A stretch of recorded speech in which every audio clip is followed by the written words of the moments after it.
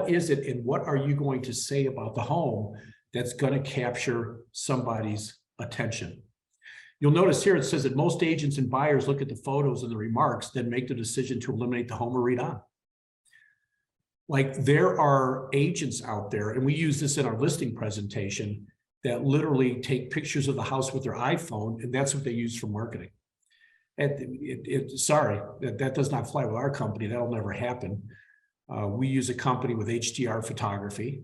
We also use a company called Pad Styler for doing all of our virtual staging if the property is vacant or if we want to re-merchandise some other rooms. But it's really through the photos and the remarks that's going to make the difference. We also do Matterport on every one of our listings, so you know, the 3D tour. And we also shoot a video where we do the introduction. Our videographer goes through the home.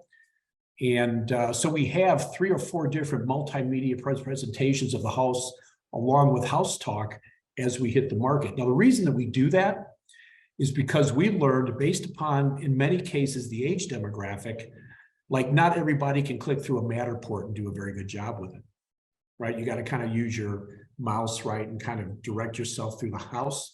So then that's why we also do the video, which is a pre-done tour, so that regardless of your computer skills, you can go ahead and actually take a tour of the home. The other thing that we do is we do closed caption on everything.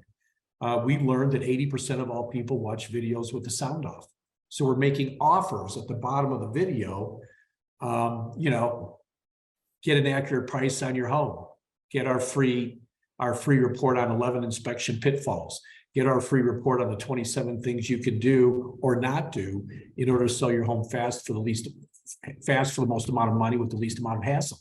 So we're always making offers all the way through our presentations to do that. So we know that a picture is worth 1,000 words. So there's an emotional draw when you're able to visually present the property in the right way. But we also know there's a lot of power in words that paint a picture of value. And that's what it is. And look, we're all looking for an easy sell, right? But that's the way that it has to be. So never, ever just go through the motions on remarks. Moreover, do not waste space by repeating obvious features that the agent or buyer would have used as search criteria anyway. And so what does that mean, right? So when we talk about awesome remarks, notice this hot words list, and this is in your search, is that, you know, words to describe the area of neighborhood. Like if it's for first-time home buyers, wonderful area, safe neighborhood, quiet area, great area. You know, I will tell you, the world we live in today, if you watch the news, you would think every neighborhood was unsafe. So using the word safe neighborhood, quiet street, gate area, great area, are strong words. If they're a trade-up buyer, prestigious address, right? I mean, people that are typically trading up, in many cases, there is a prestige part of that in their criteria that they're looking for. Words to describe the house in general: family home, lovely, comfortable, clean, beautiful. The other thing that you might want to think about too is running it through like a Jasper AI or something like that, that also picks up on Google search terms.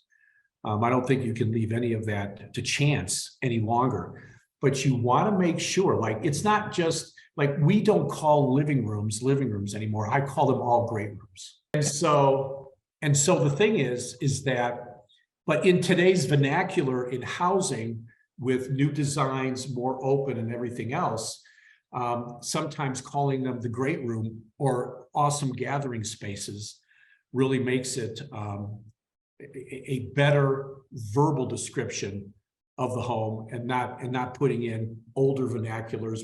And so think about different terms that really enhance the livability of the room, so that you are giving the people, right, that are reading this, word visuals of what are going to be happening there. For instance, you'll notice this: move up houses. Always use the guaranteed sale plan. Everything that we do, that we list, buy this home and we'll buy yours. I've been putting that in the MLS since 2005, and I've never been flagged on it. So that has worked out very, very well. And why? Because we know that 80% of people that are probably looking at your homes that are trade-up homes have a house to sell. So what you're doing is you're saying to this consumer, this prospect, hey, this is going to be easier for me. Oh, you know what? I never thought about putting my home on the market. Who wants to do that? That's going to be a hassle because then I got to find a home to buy. And yet here's a home that I can buy and they'll buy my home if I buy this one. You're going to talk to more people about the possible sale of this home. The beauty of it is you get to go look at more houses to see if you can get them sold, right? So it is a strong lead generator from that standpoint. But this is important too, because in your listing presentation, that's what you're going to tell them. You're going to say, look, because of our buy this home, we'll buy yours marketing program, I get to talk to 100% of the people that could potentially buy your house. You see, Mr. and Mrs. Seller, it's all about reach.